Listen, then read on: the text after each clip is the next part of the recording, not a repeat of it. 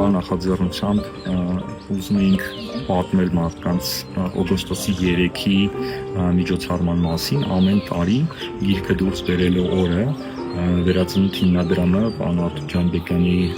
գլխավորությամբ կազմակերպում է մի հատկանշական գործ